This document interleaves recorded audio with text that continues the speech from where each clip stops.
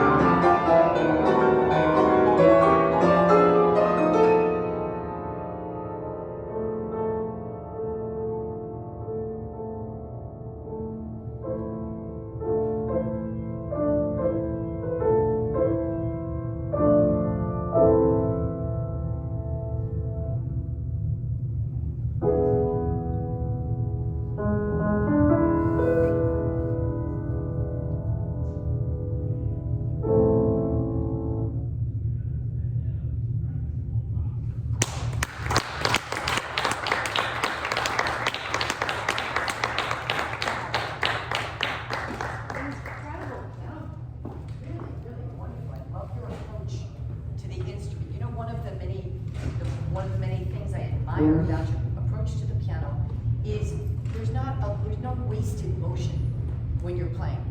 You really are using your body, you're using your body weight, the weight of your back, like in such a very effective way. It's great to see. It's great. How long have you played this? Okay. Yeah, you're all over it. It's fantastic. All right. So the things I want to talk about really are just kind of tweaking it to maybe bring some fresh ideas to it.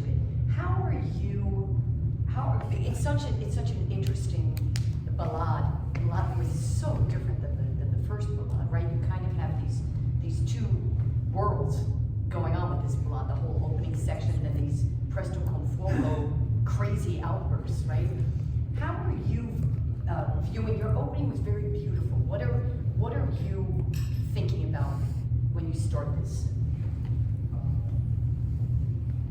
For me, it's like exciting. Beautiful. You said start of a new day. That's beautiful. Sunrise. That's beautiful. Okay. It's kind of Uh-huh. Yes. Kind of a walk in outside nature, which is kind of great. I loved your andantino tempo. I thought it was really beautiful. You know, there's something, and this is kind of a broader concept for you all that I want to mention.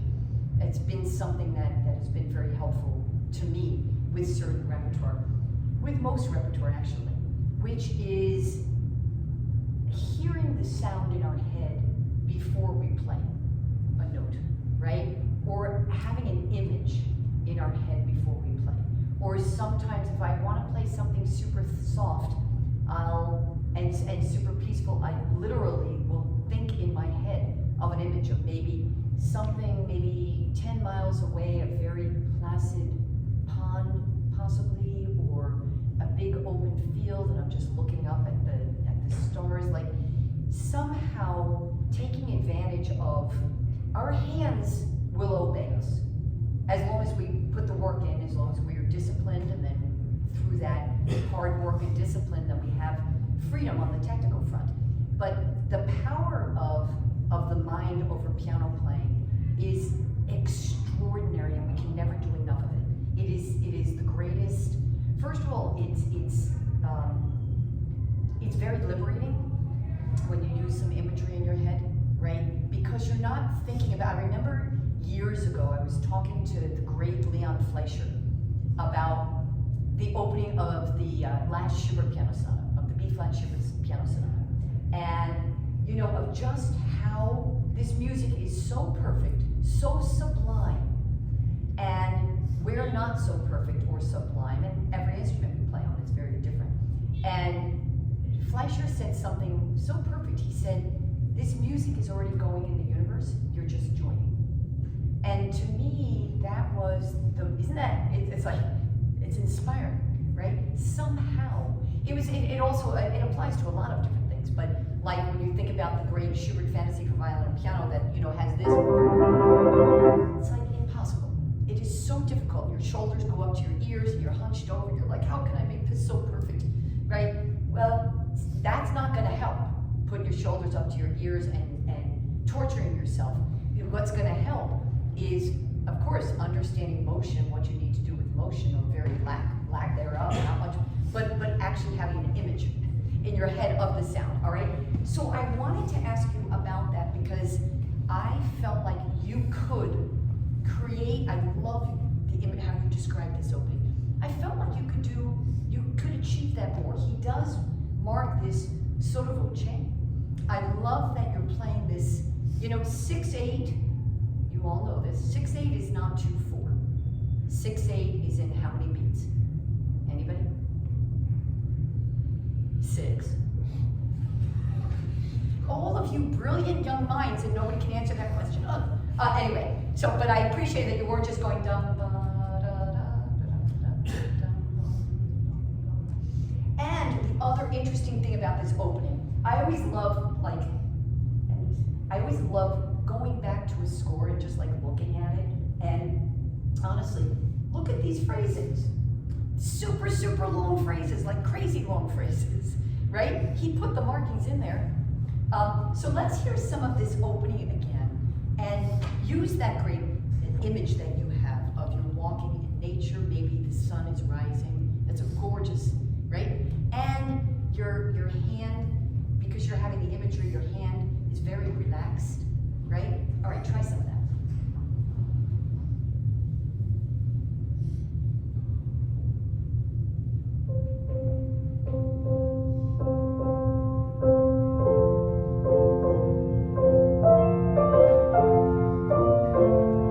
Okay, let me just say that was sheer magic, that opening. Then once the chords started happening, like, can you hang on to that incredible magic you created in this first bar and a half? You got such divine color. Once the chords start joining, can you hang on to that color? Okay, I know it's hard, but you can do it.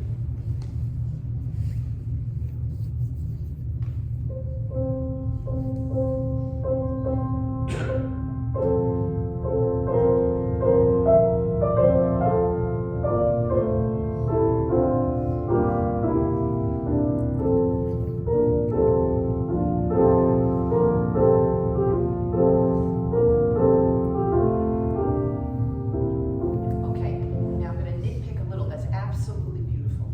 All right, I want you to try it one more time for us. I want you to, you are taking the most nuanced, tiny bits of time in there.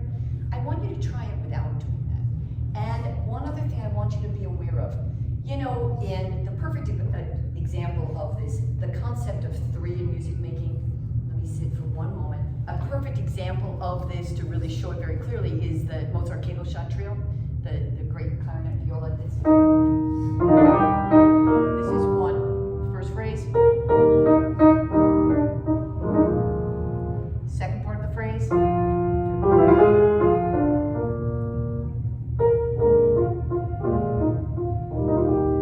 And then the clarinet enters, and then the third part of the phrase is the phrase that's going to keep going. Okay? So here, I don't play this, so forgive me.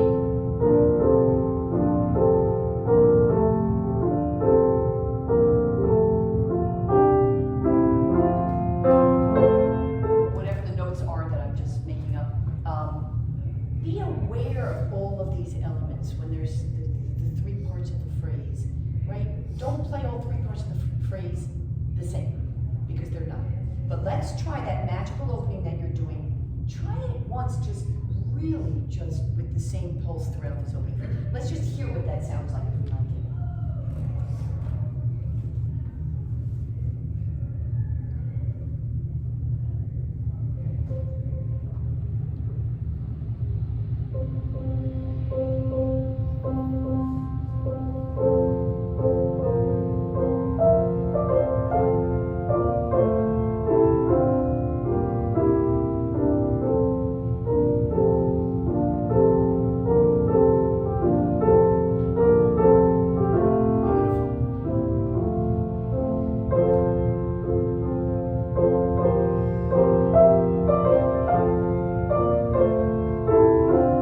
One nice pulse, underline it all.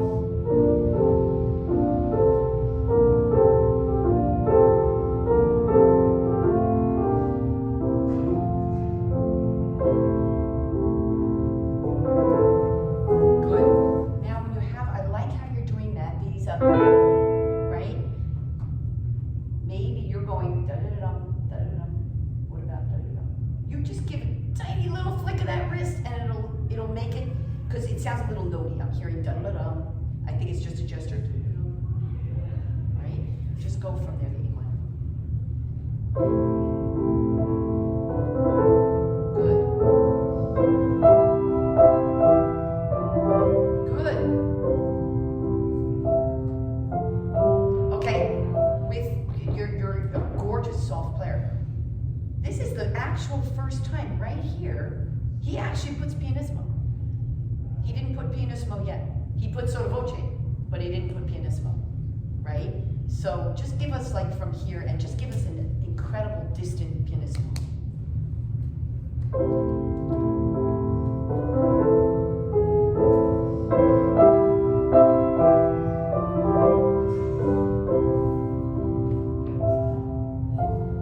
Yes. Gorgeous.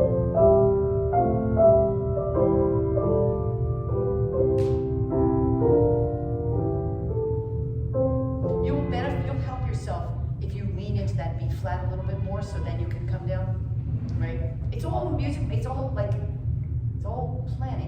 Okay, if I need to get here, how can I get from here to here?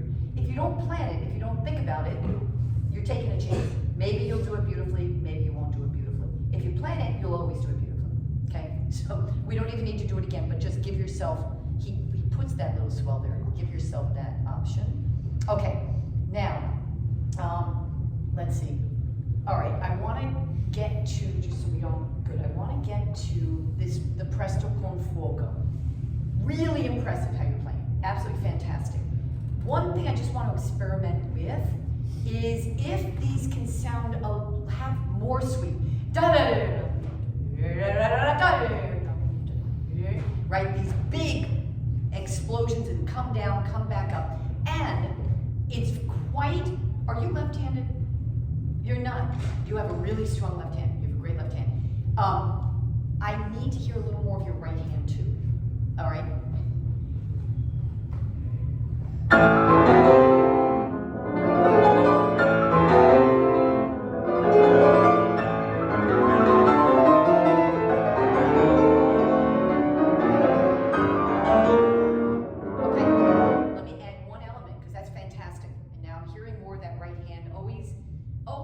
Every second you're playing the piano, listen.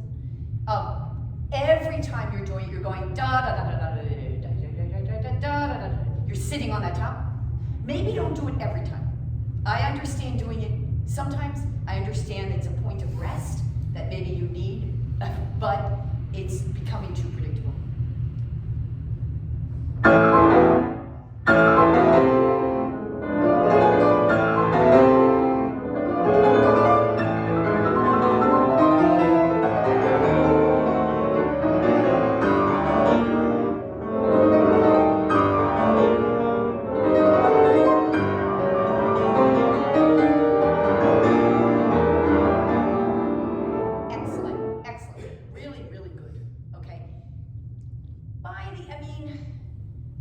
I'm still looking, these should be like these ocean waves coming over you, right? And then the water dissipates and then another wave comes and gets you. There's really these waves of sound. Can you just for fun, try it once, see if you can come down even more here and right?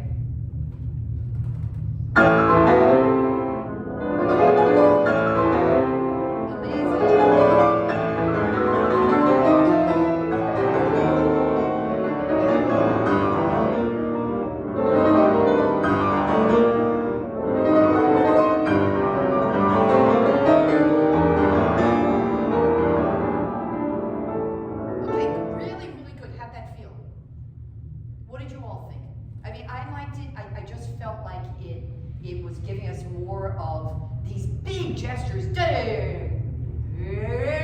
right?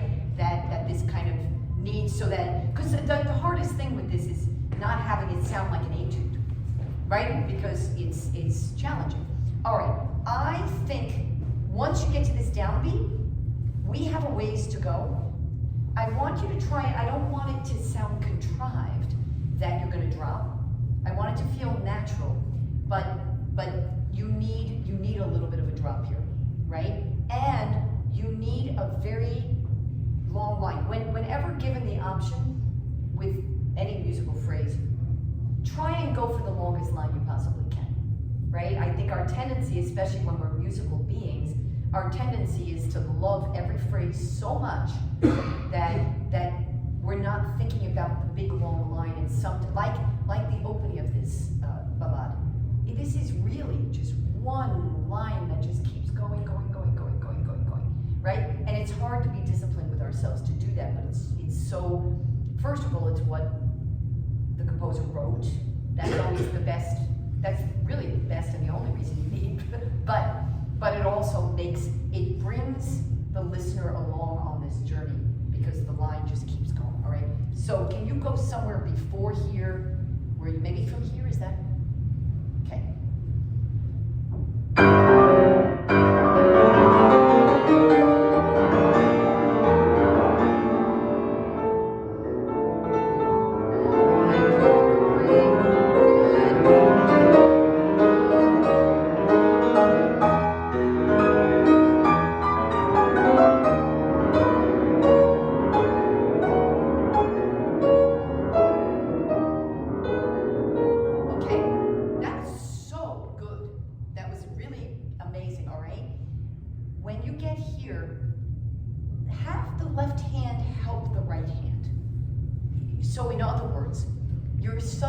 playing these left-hand 16th notes quite a lot softer, you have a ways to go to get us to here dynamically, right? So maybe I still think that when you're at such an elevated, kind of almost like a place musically and dynamically, it doesn't just suddenly the bottom drop out. It takes a little while for that to just calm back down again, right? And that's exactly what's about to happen with this, is that then we're going to go back to this very magical, very simple, childlike opening. All right? So as much as, so here, dum dum, and then slowly over the bars, let the sound start dissipating, all right? Where could you go from here? Okay, great.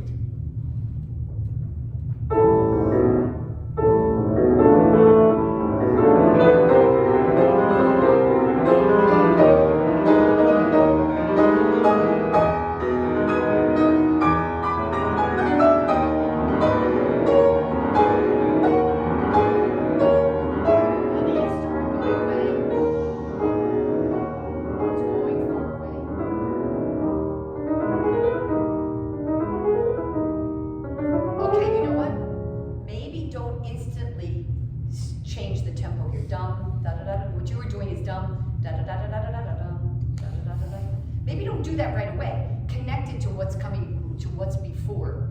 Make sure with these guys, with this great line, that they don't sound hit.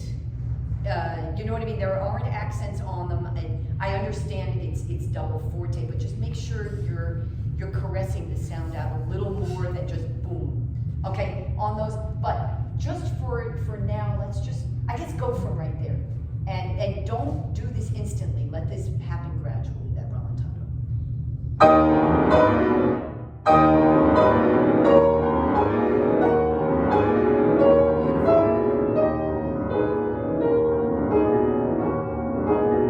Keep getting less, keep getting less.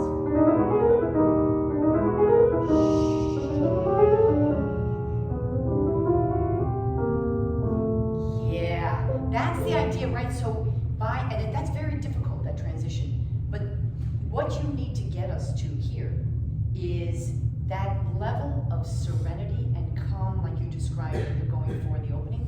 Somehow, over these 4 bars, you have to get us there. And you have to get yourself there. And it's very hard because it's been like, singing out, right? So just try once more from here. That was the idea. You might need to take a little more time in that final one, all right?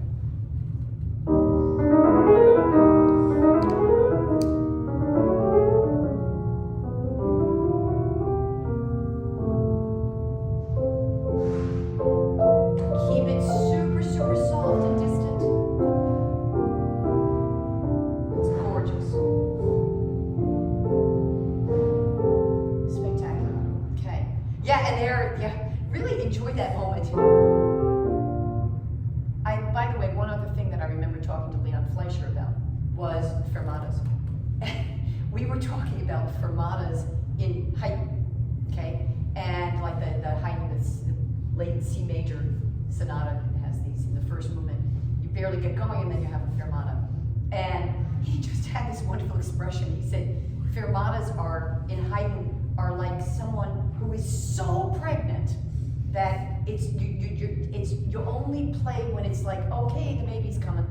And I just loved that, I mean, he was half saying it in jest, but it was just a wonderful concept of make the fermata as fat as you can, so the suspense, right? And fermatas depend very much on the space that you're in. If you're in a big concert hall, the fermata can probably be a little longer.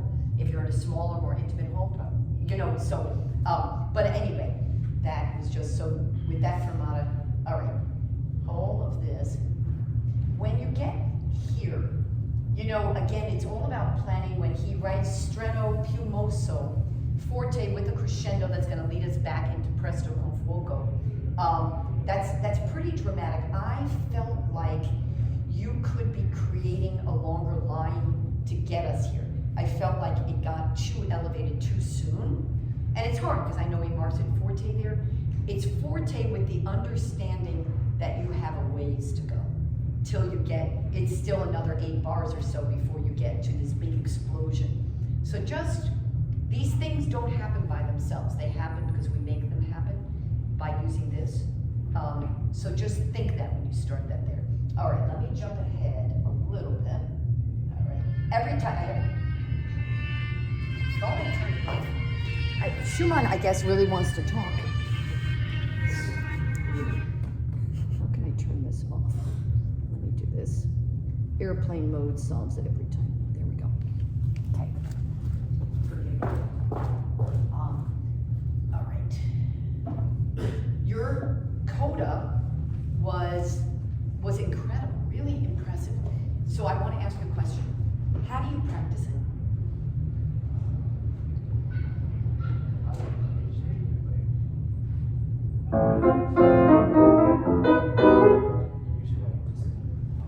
The top voice. Do you ever, and do any of you, but do you ever practice in rhythms? Not the coda? I practice in rhythms a lot, and the reason for that is the discipline of doing that. I feel like, again, it's probably to some degree overkill to practice in so many rhythms, but somehow it helps the technical aspects of it be that much more solid. And, you know, we have two kinds of memory, right? We have this, right, which is the most important kind, but then we also do have muscle memory. And what I love about practicing in rhythms is it forces a level of discipline on my practicing that is very helpful, you know, of da da da da da da da da da, and or in one da da da da da da da da da da da da da. Do you practice it under tempo? Okay, like every day. Okay. Do you practice it in a multitude of tempos, different tempos? Yeah. And do you ever play through the metronome? Okay, okay. The thing, listen, I once was coaching maybe he was like a 14 or 15-year-old young man playing for me, and I said to him, it was just fun. I said to him, so do you ever practice? His rhythm was really not good. I said, so do you ever use a metronome? And he looked me right in the eye and he said, I don't believe in metronomes. And I said, well, why? Well, because then I'll sound like a robot. I said, you're not going to sound like a robot because you're not a robot, right? And the metronome is a very helpful tool, actually, a very helpful practice tool that I like to use. And what I like to, with the metronome, it just gives, it's just a reality check. If we play through something with the metronome, it's just a reality check of, oh my God, how all over the map am I or aren't I, right? It can just help. So agitato is not a new tempo, right? Agitato means it's agitated. It's not a new tempo. It's a new feeling.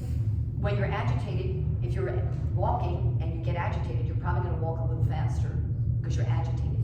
But if we can distill that feeling of agitato, it means it's somehow more turbulent, more emotionally agitated, right? It's not that suddenly you're just going to take off like crazy, right? And so this was really impressive how you played this coda, but I felt a little nervous listening to it. And I don't want to feel, no listener wants to feel nervous when you're playing it, right? And think maybe more about, okay, it's forte, it's not fortissimo, it's agitato, it's not prestissimo, right? Think of it more as an emotion as opposed to a tempo. Like I was saying to Orion with un poco più mosso, a little agitated, all right? So let's see, can you just go from the trills and let's just do some of this coda again first.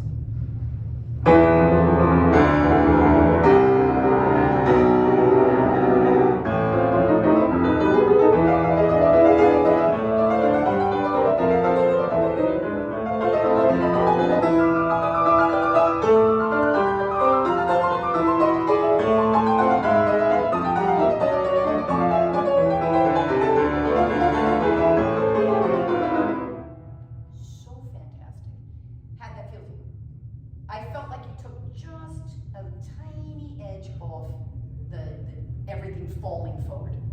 Did it feel that way to you? It feels better, right? Because I mean, you're so beyond capable of playing all the notes. It's really impressive. So there's just one other element I'd love to add to this that I think would make it even that much more effective. Which is okay. So when you start here, just try this if you can. I know I'm putting you on the spot big time here. Maybe just start a tiny bit less and let it build through those 2 bars back to this, and then same thing here. Just, and again, it's subtle. But if everything is forte, it can take away from the effectiveness. It can be, forte has many different levels of forte, right? There isn't just one forte. Within the forte, if you can be providing as much shape as possible, the shape will make it sound that much faster. It doesn't need to be faster, but it will make it sound that much faster, because all of a sudden, you're not just playing everything the same, it's kind of swirling in and out, right? See if you can do that. It's a heavy ask, but see if you can do that starting here. Do a little drop here, do a tiny little drop here, building up over the next 2 bars. See how that sounds.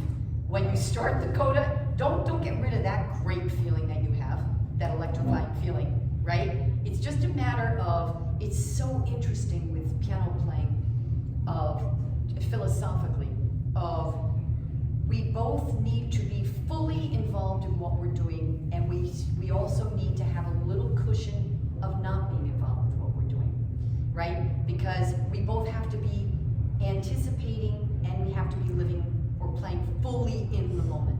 We have to do both things at the same time. We have to have a mind full of ideas, and we also have to have a completely empty mind. We have to, this is one of the great challenges of being a pianist, is we have to layer all these things. But one of my favorites, I have a tendency myself to play too fast, right? That's one of my problems. And I'm aware of that. And so sometimes, especially when I play an encore, right?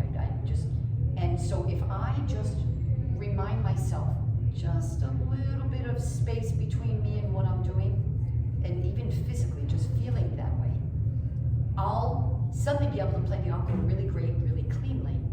And then I'll say to my husband after, oh God, that was really kind of slow, wasn't it? He's like, you're out of your mind. No, there was nothing slow about what you just did. So with this, even though it is agitato and it's thrilling, you're completely all over it. So by adding just a little bit more shaping to it, it becomes that much more effective to me, right? And you can do all of it. All right, so let's see. All right. Is it possible you can go from here? I want to try this transition that we're going from here and then to here.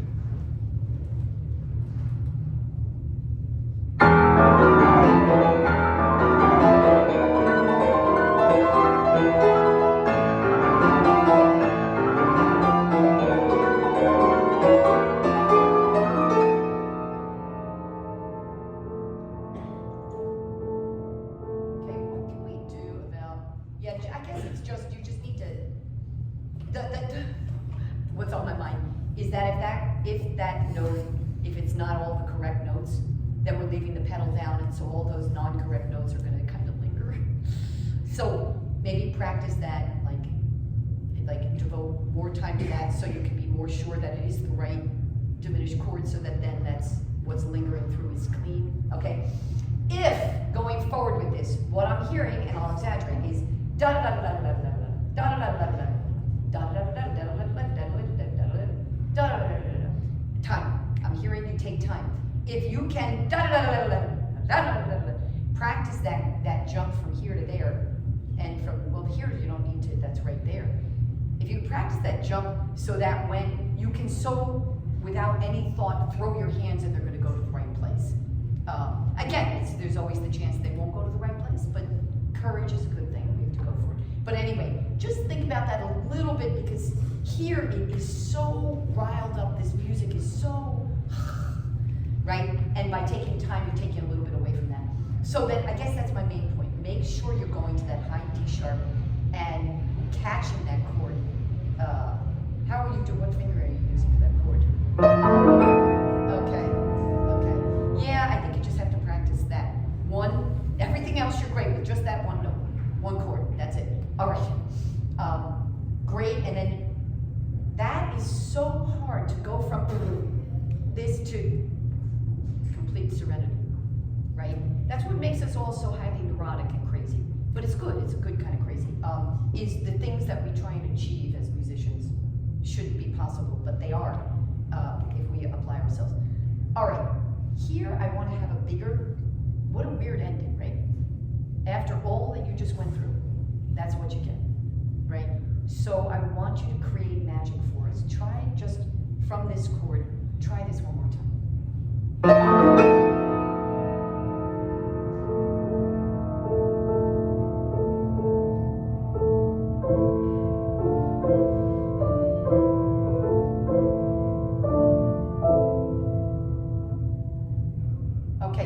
You're resisting the rest.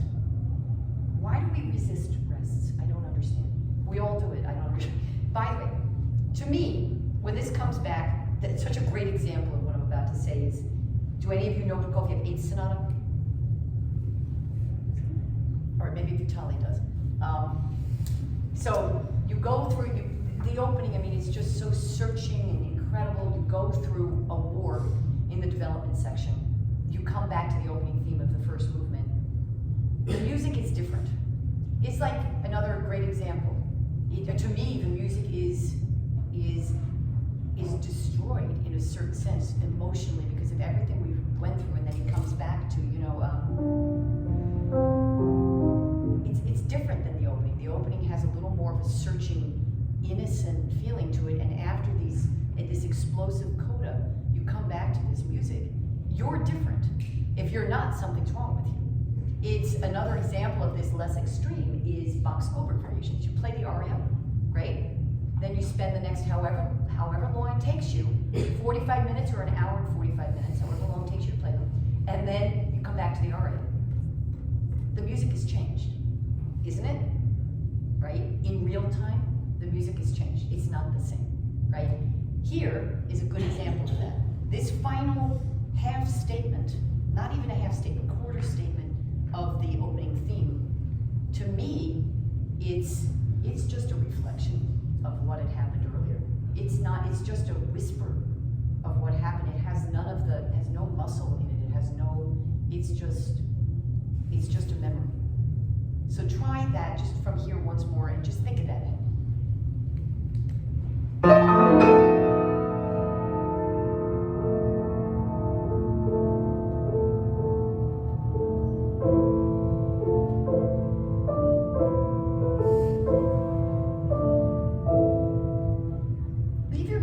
Lift your hands and leave them there. Okay, now slowly move them down to your next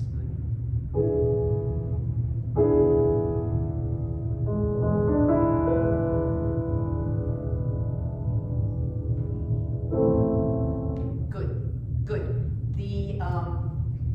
That just reminds me, wait, is Orion still here or did he leave? The last note of the first movement, it's just a half note. Okay, you put a fermata on it.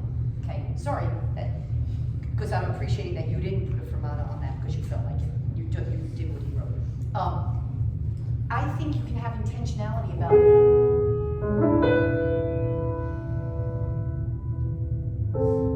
of going to that B, of course within piano, but you need some place to dissolve from. So that was spectacular.